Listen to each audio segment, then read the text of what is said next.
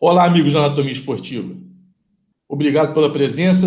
Estamos aqui para fazer o pós-jogo de Flamengo 3, Botafogo 2. E hoje contamos com a presença do meu amigo Pascoal Grisolha. Pascoal Grisolha, suas impressões sobre o jogo.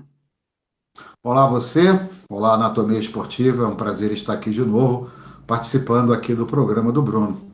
Olha, foi um jogo bem interessante, algumas convicções que nós, quanto torcedores, tivemos foram reafirmadas e outras convicções de senhas deixadas pelo nosso treinador, principalmente nas suas entrevistas. O Jorge Jesus, eu acabo chegando a essa conclusão, Bruno, que ele é um treinador que você tem que prestar muito atenção naquilo que ele fala, porque ele deixa várias respostas para as dúvidas que nós, quanto torcedores, nós temos. O Flamengo jogou bem, principalmente no primeiro tempo, um volume de jogo muito grande, muita vontade de vencer, o Botafogo um pouco perdido, que eu havia previsto até de colocar o Gerson pela direita e não pela esquerda, como ele havia jogado os dois jogos anteriores, isso funcionou, deixando a defesa do Botafogo um tanto quanto desarticulada. O Flamengo merecia muito sair do primeiro tempo vencendo de pelo menos 2 gols, pelo volume de jogo que teve. Acabou sofrendo um gol, numa jogada de bola parada, a meu ver, inclusive, com uma certa falha do nosso goleiro. E a partir daí o Flamengo buscou o seu gol, até com uma certa tranquilidade. E destaco nesse primeiro tempo também o papel da torcida do Flamengo, que ajudou bastante, empurrando o time cada vez mais. O jogo empatado foi para o segundo tempo, e a partir daí nós viramos o jogo numa jogada maravilhosa do Gabigol, que já vou logo adiantando, para mim foi o melhor homem em campo, não só pelo gol que fez, mas principalmente pelos deslocamentos, taticamente. O Gabriel hoje foi impressionante, me impressionou muito. Muita gente gosta da jogada plástica, do cruzamento, da ida à linha de fundo, mas o Gabriel hoje, taticamente falando, foi muito bem. Chegamos ao 2-1 e a partir daí o Botafogo acabou empatando, né, em mais uma jogada de bola parada, e a gente foi buscar o terceiro gol, selando a nossa vitória. Uma vitória mais do que merecida, o Flamengo jogou bem, algumas peças funcionaram bem, outras peças somente um tempo. Enfim, estou mais tranquilo do que eu comecei o jogo, Bruno.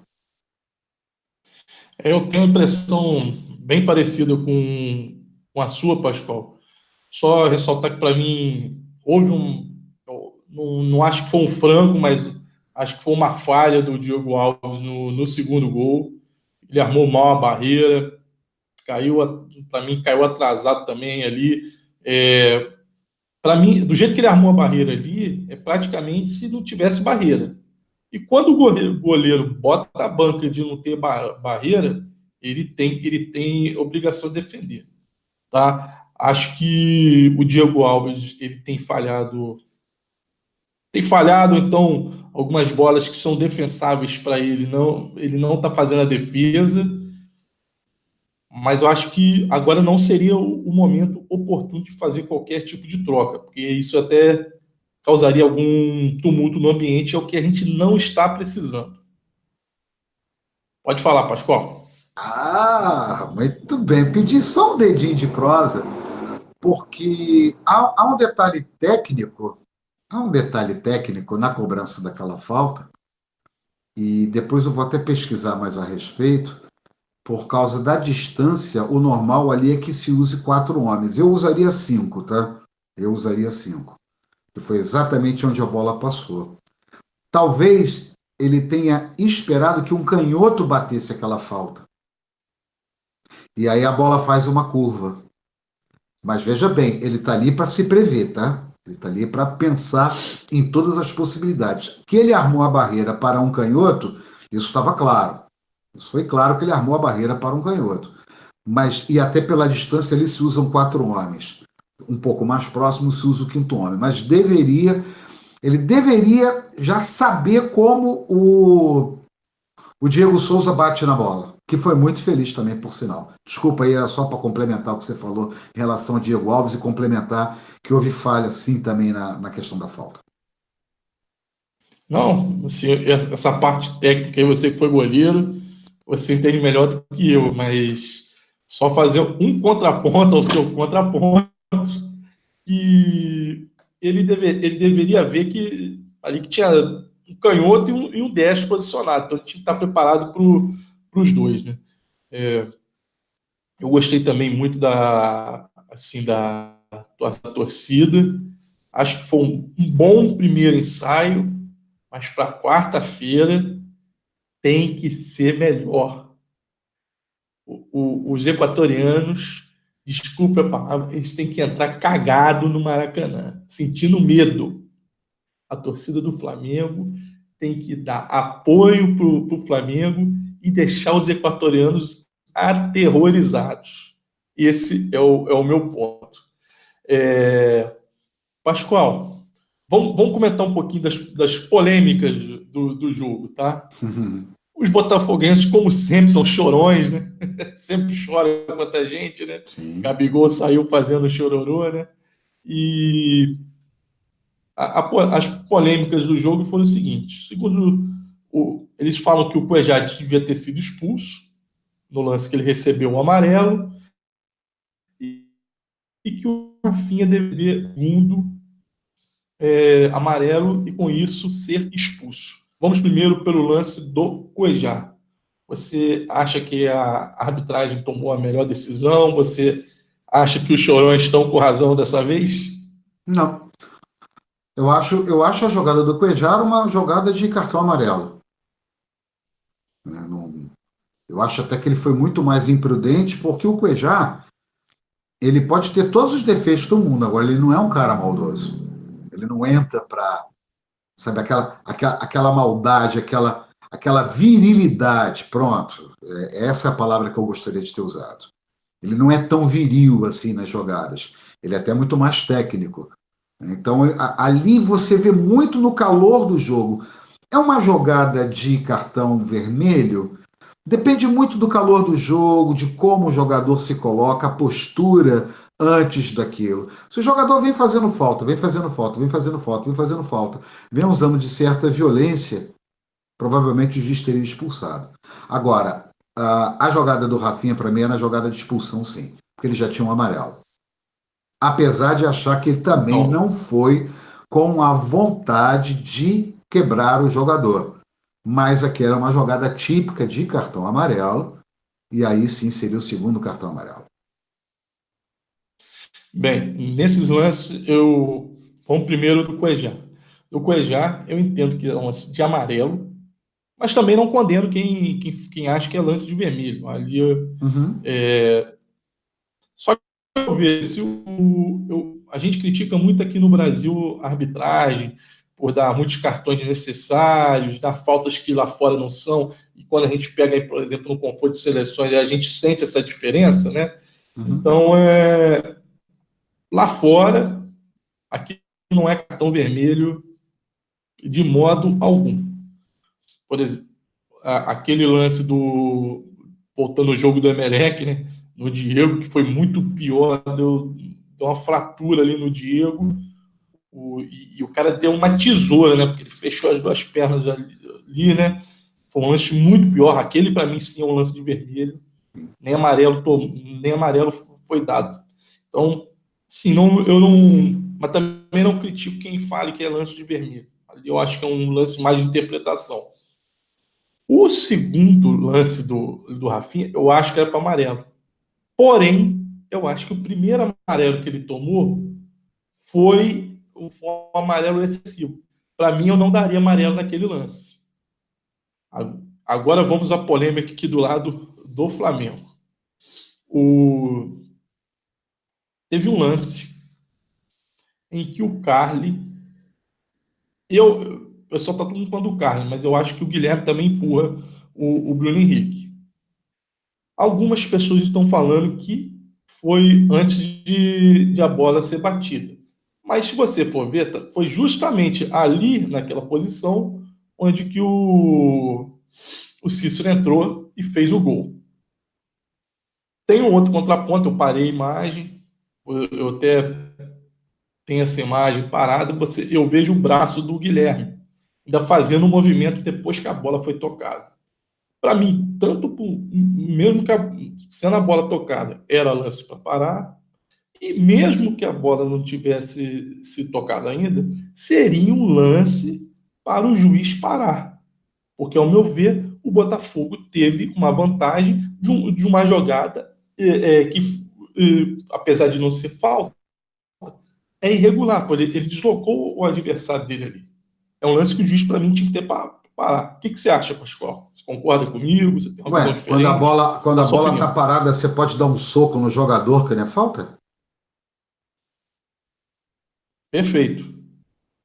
Pronto. Eu acho que eu respondi Então, sua pergunta. A falta, ela existe no futebol, independente se, né, o que o juiz poderia fazer, por exemplo, olha, volta, bate, né, porque o jogo não estava em andamento, vocês ficam se agarrando aí dentro da área, mas eu vi a jogada, eu achei que foi falta. Foi falta no Bruno Henrique. Uma falta clara. O Carly, ele usa a força física para ter vantagem no lance. E isso é falta. Falta não é só pancada, é, falta é você usar força física em demasia para que você tenha o controle da bola ou o controle da jogada. E mais do que isso, qual foi a intenção dele? Foi tirar o Bruno Henrique dali, sair da marcação. Muitas das vezes eu não coloco a mão na bola, né? Mas e a intenção que eu tenho de dar um pontapé no cara e não acerto? Eu não acertei o cara, mas eu tive a intenção de dar o pontapé. Isso não é falta? sim, quando você vai com força excessiva, por exemplo. Só para poder dar um basta aí para o pessoal, a meu ver, o Pimpão, depois daquele lance que ele tomou um cartão no primeiro, logo ali no começo do jogo, ele teve lance depois com o amarelo também. Então, eu acho que a arbitragem não interferiu, ao meu ver, e pelo que o Pascoal está falando, também não interferiu. Se interferiu, pode ser mais interpretativo. Acho que, então, no resultado final seria uma vitória do Flamengo. Pascoal, após a gente fazer essa análise, eu gostaria de que você falasse duas coisas. Se você fosse o Jorge Jesus, qual seria o seu time para quarta-feira? E qual você acha que vai ser o time que ele vai escalar? Bom, o meu time para quarta-feira seria. Eu precisaria. Eu sou o Jorge Jesus, então, agora, né, nesse exato instante. Isso. Eu estaria nesse exato momento conversando com o Diego Alves, estaria jantando com ele e conversando sobre se ele está bem fisicamente, se ele está legal de cabeça, se ele está equilibrado para um jogo tão importante. Eu gostaria que ele me passasse segurança para eu dormir tranquilo nessa noite. Resolvido esse assunto, o resto eu já sei, que é Rafinha, Tuller e o Pablo Mari, René, Cuejar, Arão, Gerson, Bruno Henrique, Lucas Silva e Gabriel. O único senão era ele colocar o Bruno Henrique como atacante e entrar com Trauco como meia pela esquerda. Porque eu estou levando em consideração que o Lincoln não terá condições, porque saiu machucado. Eu estou falando agora, tá? Você pediu para escalar o time hoje. Hoje eu tenho mais dois jogadores machucados. Eu tenho o Rodrigo Caio e eu tenho o Lincoln, que não entrariam se o jogo fosse amanhã. Então, nessa hipérbole, nessa epifânia, sabe, nisso que a gente está fazendo aqui, hoje, se eu olho para o meu elenco, é o que eu tenho. Minha dúvida é se eu escalaria o Trauco como meia pela esquerda. E, obviamente, que ele vai escalar o René, porque o René é o titular do time dele. E o que você acha que o Jorge Jesus vai escalar? Você acha que vai ser igual a sua escalação ou acha que ele vai fazer algo diferente? A mesma coisa que eu falei. Ele não tem muito o que mudar. O elenco está absolutamente esfacelado. A gente tem problemas sérios em várias posições. E o mais importante, eu peço para as pessoas que ainda não viram, que deem uma olhada com muita atenção na entrevista do Jorge Jesus. Se você quiser começar a entender um pouco o Jorge Jesus, você tem que voltar na entrevista do jogo contra o Goiás e depois assistir essa entrevista do jogo contra o Botafogo. O Jorge Jesus hoje, Bem, ele deu uma demonstração de que ele está pouco ligando pelo que você pensa, pelo que eu penso, pelo que o jornalista ou aquele que tenta ser jornalista e fazer pergunta boboca numa coletiva pensa. O Jorge Jesus é ele, as convicções dele e somente ele. E ele deu várias respostas, como, por exemplo, o puxão de orelha que ele vai dar no Gabriel, que ele acha que o Gabriel muitas das vezes fica disperso, sai do espírito do jogo e vai para uma discussão. Ele vai ter uma conversa com o Diego Alves, isso ficou claro no semblante dele quando foi tocado no nome de Diego Alves. Agora, em relação à convicção, ele deixou claro que ele pode mudar de jogo a partir do momento que ele tiver o resultado, como foi a surpresa dele sair do modelo de jogo dele hoje, escalando o Pires da Mota, pedindo ao Arão para não subir muito o ataque. Ele deixou bem claro que para ele Arrascaeta é ala, que Bruno Henrique é ala e não articulador. Ele deixou bem claro que ele perdeu um homem de articulação, o pensador do jogo chamado Diego. Hoje, Jorge Jesus ele deu um banho em todos aqueles que estavam ali dentro, todos que estavam ali dentro, foram devidamente subjugados por Jorge Jesus. Foi uma aula que ele deu, como se portar numa entrevista, que tipo de pergunta deve ser feita, sem exceção. Ele deu uma aula dos que se acham profissionais, dos que se acham profissionais e daqueles que estão muito longe de serem profissionais. Foi uma aula hoje a entrevista do Jorge Jesus. Eu estou até agora impressionado com a capacidade, a articulação de pensamento desse treinador e da forma que ele pensa. Entendeu? Da ponta da pessoa começar a fazer a pergunta, ele fazia assim com a cabeça, ó. Puta, você não sabe nada do que você está me falando. Não posso colocar o garoto. O garoto, ele não pode jogar ainda no time do Flamengo. Vai poder jogar uma hora, vai poder jogar um dia? Talvez. Nota 10 para o Jorge Jesus hoje. Eu também gostei muito da entrevista dele.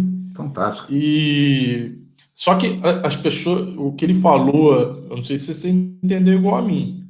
O que ele deixou claro ali é que ele não vai usar eles de cara. Pode ser por uma situação de jogo, se ele precisar e não tiver outra peça, ele vai usar eles. Eu acho que ele vai levar para o.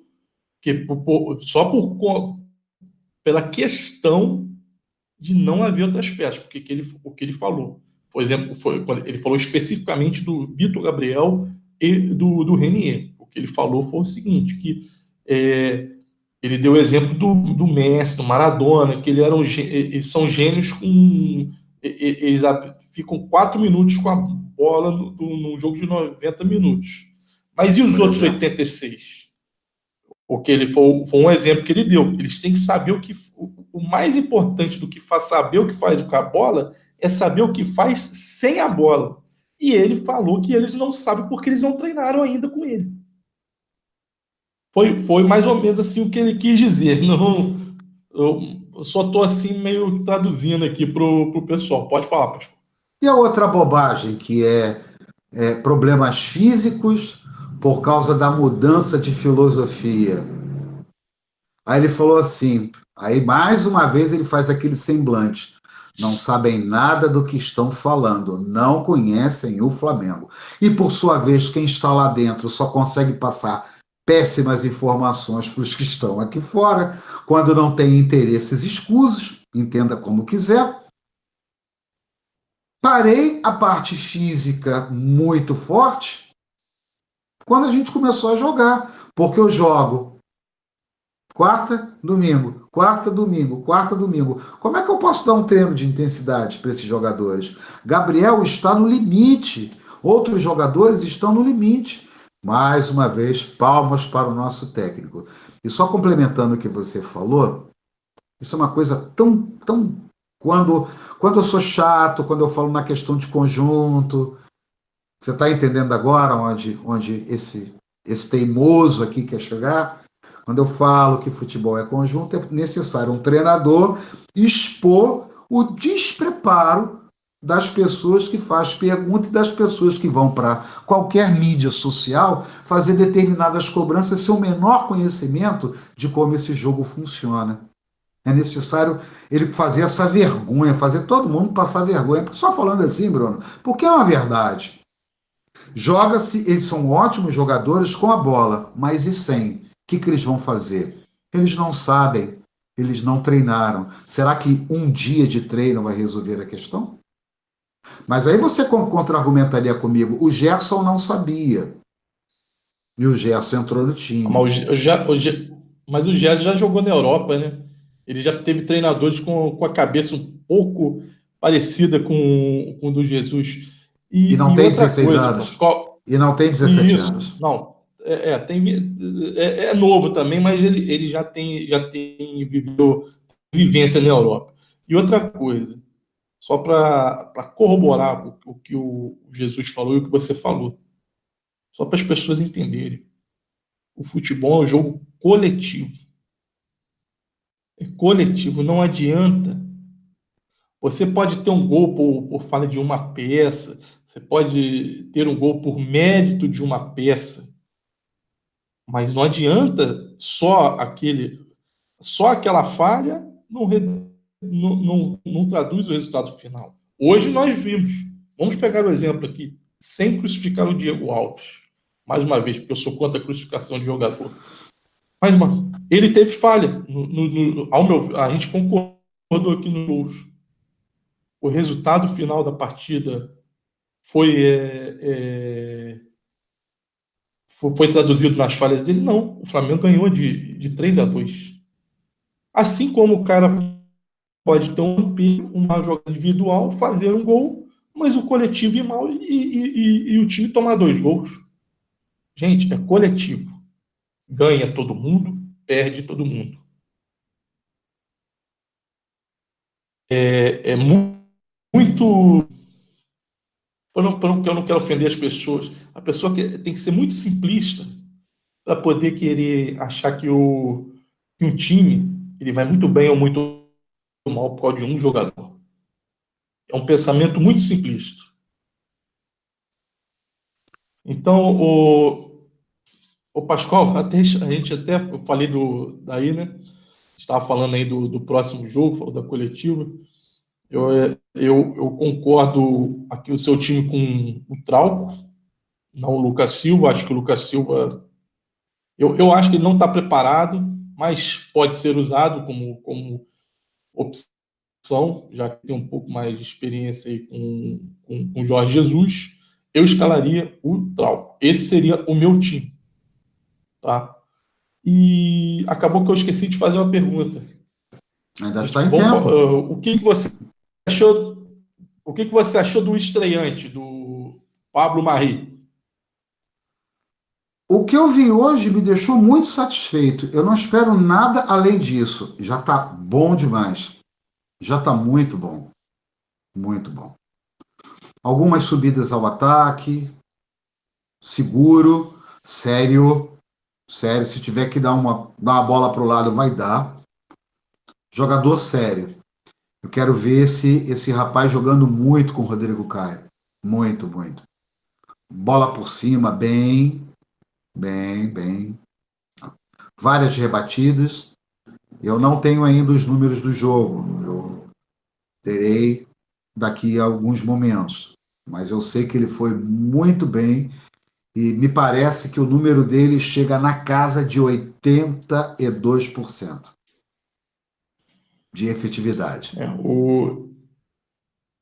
Eu gostei muito dele. Não vou classificar como ótima, não, mas para mim foi uma estreia muito boa dele. não comprometeu, que é o principal, até porque primeira partida dele no time. Como cartão de visita, foi uma ótima impressão. E complementando, já que provavelmente vai ser ele e o Túlio, ao meu ver, lógico que seria melhor o Rodrigo Caio, mas Flamengo com essa dupla de zaga para quarta-feira, ao meu ver, está muito bem servido. O que você acha, Pascoal? Sem dúvida, até porque ele vai conseguir ajudar o Tuller. Por ele ser um zagueiro mais experiente, ele vai conseguir ajudar o menino. E eu tenho confiança no Tuller. Engraçado, Bruno. Eu ainda acho que tecnicamente o Tuller ele está muito acima do ex-zagueiro, que agora é ex, não vale nem a pena a gente ficar aqui gastando nosso tempo e nosso cérebro com quem é ex, né? Não tem jeito. Aquilo que não Não, vem para o não. nosso time e ex, a gente não deve nem tocar no nome, porque é uma perda de tempo, entendeu? Para que eu vou ficar aqui falando, poderia ter vindo ou poderia não ter saído? É ex, acabou, ex é ex. Finito, maestro. Como eu falei lá no. Eu estava comentando lá no Twitter, comentei um pouco antes da gente gravar o programa aqui. Eu vou falar pela enésima vez. O Tuller é melhor do que o Léo Duarte. Sempre falei isso. O tempo agora vai dizer que sim ou que não. Aqui, então, assim, para a gente acabar aqui a gente fez um pós-jogo, falamos uma perspectiva, comentamos um pouquinho falamos da estreia, falamos um pouquinho da coletiva do Jorge Jesus. Para terminar, qual o seu palpite para quarta-feira? O meu palpite é que a torcida do Flamengo tenha um só objetivo. Mais do que palpite, é um pedido para que a torcida do Flamengo tenha uma só postura. Esquecer o que está absolutamente, o que é acessório de um jogo de futebol, outras coisas importantes, e fazer basicamente, como você disse, o ensaio que foi feito hoje. Gritar, gritar, gritar. Eu não posso determinar como a pessoa deva torcer. Cada um torce à sua maneira. Mas a história mostra que quando a magnética resolve levar esse time à frente, as coisas andam de uma outra forma. E fica aqui o meu apelo e o meu pedido para cada pessoa que se diz Flamengo ter energia positiva, se despir da vaidade e pensar em se inspirar em Flamengo, porque nós estamos precisando. O time do Emelec é fraco? Sem dúvida que sim. Mas a gente tem vários desfalques, jogadores importantes, que o modelo de jogo foi pensado com eles e não sem eles. Mas eu tenho fé e eu tenho esperança que provavelmente, quase ao final de agosto, internacional, a gente vai se encontrar. Bem, eu tenho uma esperança. Eu não sei, estou com 4-0 na cabeça. Vamos ver. Quarta-feira eu vou estar lá, vou estar apoiando. Eu vou estar fazendo isso aí que você está pedindo e eu peço isso para os outros. Todo dia eu boto lá na minha conta no Twitter, eu boto uma mensagem positiva e pedindo apoio, pedindo garra da torcida. A torcida, quando pede raça do time, tem aquela charge do Enfio, né? Pô, o time tá sem garra. Aí o torcedor se toca, pô, mas a garra do time sou eu. Pego! Ele dá um berro e parece que tá até. Aquilo tá parecendo um fogo saindo da boca do dragão. Então é isso, cara. A torcida tem que ser o 12º jogador. Tem que ser a torcida que vai empurrar o time rumo à classificação. Eu acredito muito quando há essa conexão torcida e time, o Flamengo é praticamente imbatível. Bem, agradeço a todos que estiveram conosco aqui. Peço que se inscrevam no canal, deixe o seu like se gostaram do vídeo, ative esse sininho que tem aqui, é o sininho das notificações. Sempre que tiver um conteúdo novo aqui do Anatomia Esportiva no nosso canal, você vai ser notificado. Muito obrigado, Pascoal. Saudações rubro-negras.